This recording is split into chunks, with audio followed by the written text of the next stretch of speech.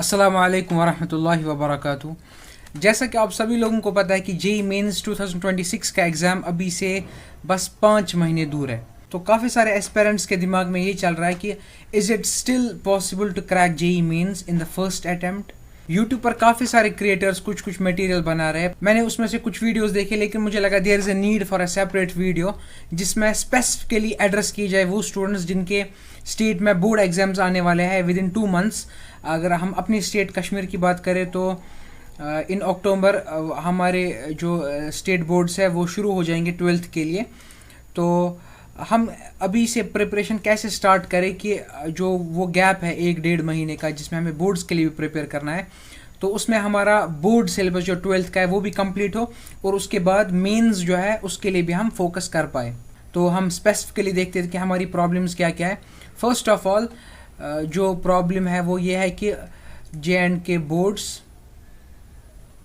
आ रहे हैं और क्या is it still possible to achieve 99 percentile in Mains. और 11th जैसा कि बहुत सारे बच्चों का वेस्ट हो चुका होता है और अभी तक 50% 12th आपका कंप्लीट हो गया होगा कोचिंग सेंटर्स में और बाकी का 50% 12th का सिलेबस बचा हुआ होगा। तो हम ऐसी स्ट्रेटजी बनाए कि जो बचा हुआ पोर्शन है वो ज़ाया ना हो और लगे हाथों आपका 12th का बैकलॉग जो आपको अभी तक रहा होगा फॉर एग्जांपल वो भी क्लियर हो जाए। और सिलेबस कंप्लीट कैसे करें और प्रैक्टिस का टाइम नहीं मिल रहा है या हाई वेटेज चैप्टर्स कौन से हैं जिसे आप स्मार्ट स्टडी कर सके और एक complete road map for next 5 months. तो first of all I am Haziq Javed Kirmani and I am a final year student at NIT Karnataka. तो स्टार्ट करते हैं। हमारा टारगेट जानना बहुत ही ज़्यादा इम्पोर्टेंट है कि अगर हम कुछ एग्ज़ाम में अपीयर हो रहे हैं तो सबसे पहले हमारा टारगेट क्या है। अगर हम 2025 के हिसाब से सोचें तो 99 परसेंटाइल 175 मार्क्स पर अचीव हो रहा था और 98 परसेंटाइल 156 मार्क्स पर अचीव हो रहा था और जो बेयर कट ऑफ था 93.1 परसेंटाइल वो 114 marks in JEE Mains out of 300 पर अचीव हो रहा था।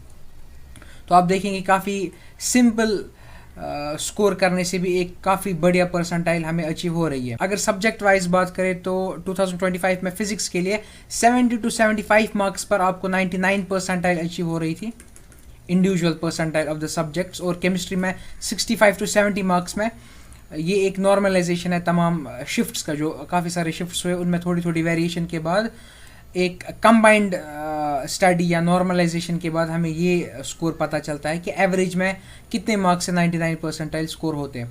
और मैथमेटिक्स में आप देखते हैं 50 to 55 मार्क्स पर आप 99 परसेंटाइल स्कोर कर रहे हैं और काफ़ी कुछ अटेम्प्ट्स में 45 मार्क्स पर भी आप 99 परसेंटाइल अचीव कर रहे थे। तो ये क्लियर हो गया कि हमारा टारगेट क्या हमें रखना है स्कोर के हिसाब से। तो नेक्स्ट 5 मंथ्स, तो अगर हम अगस्त से स्टार्ट करें, सितंबर, अक्टूबर, नवंबर, दिसंबर, तो अक्टूबर से नवंबर के बीच में कहीं पर आपके बोर्ड एग्जाम्स आ रहे होंगे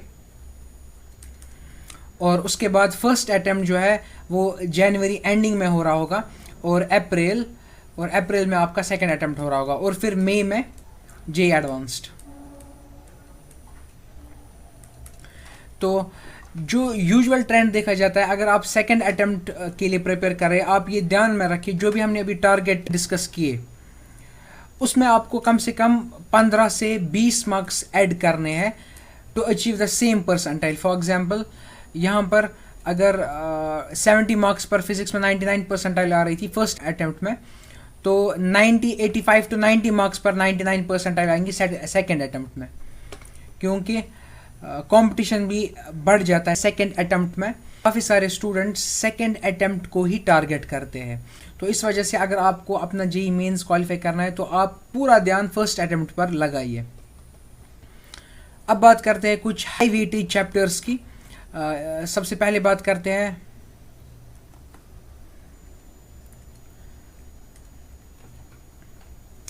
हाई वेटेज चैप्टर्स की बात करें तो सबसे पहले हमारा 12th में आता है फिज़िक्स। फिज़िक्स में आप देखिए 12th में कैपेसिटर्स है, electrostatics, capacitors, current, electricity, magnetic effects and electric current, magnetism, इससे 2 क्वेश्चंस आए हैं। और रे ऑप्टिक्स इससे 1 से 2 क्वेश्चंस आते हैं, और मॉडर्न फिजिक्स इससे भी 2 क्वेश्चंस आते हैं।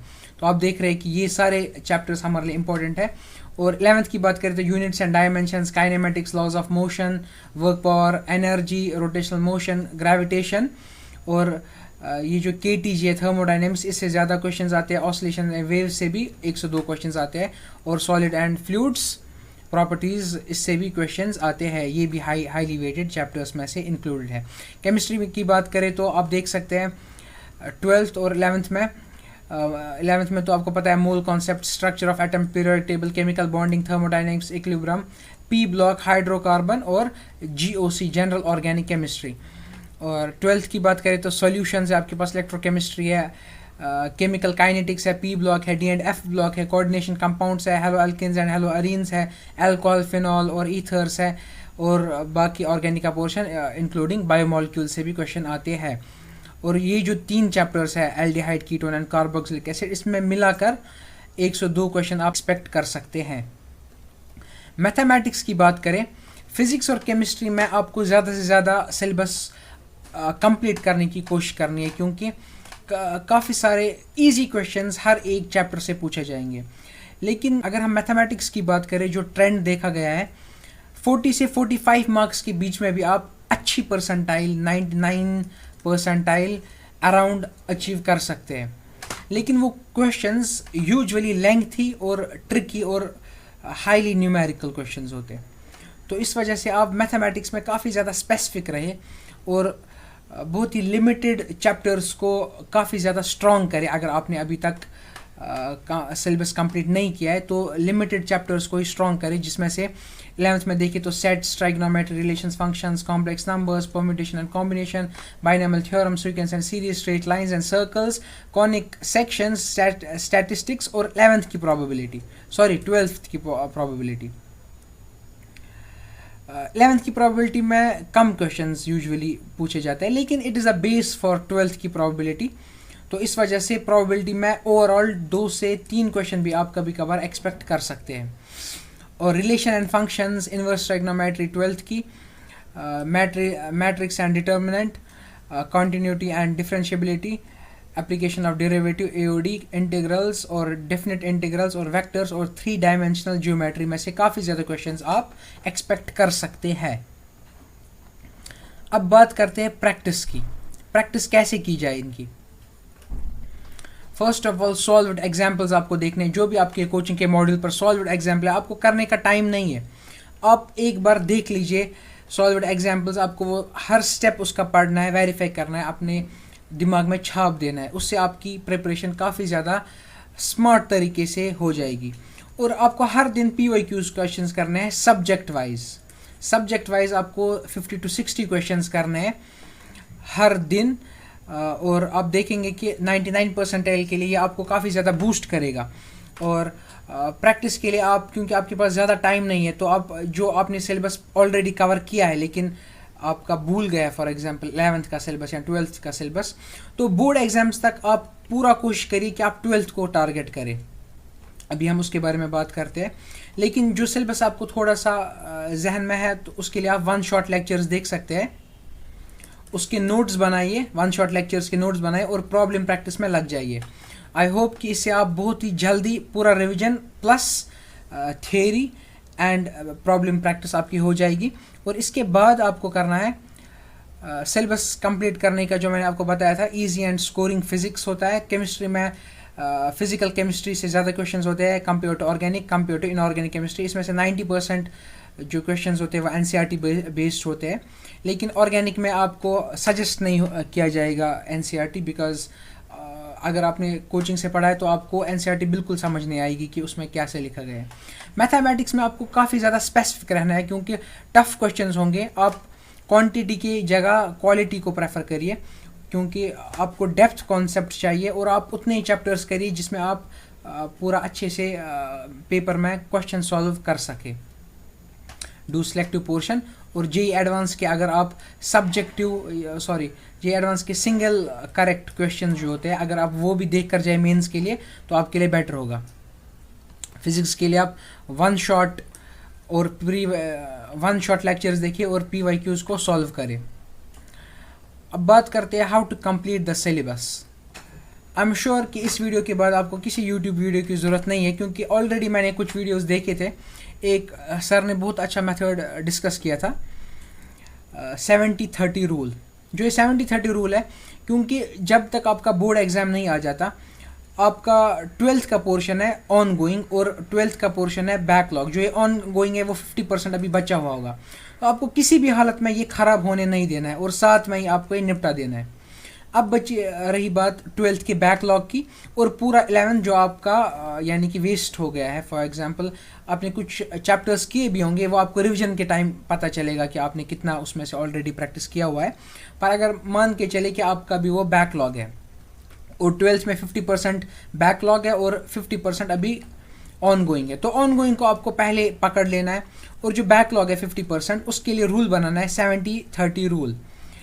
ये जो 70% टाइम है ये आपको ऑन गोइंग में लगाना है, और 30% जो टाइम है वो जो आपके 12th का बैकलॉग है उसमें लगाना है। तो आप देखेंगे कि बोर्ड एग्ज़ाम तक आपका 12th पूरा क्लियर हो गया होगा।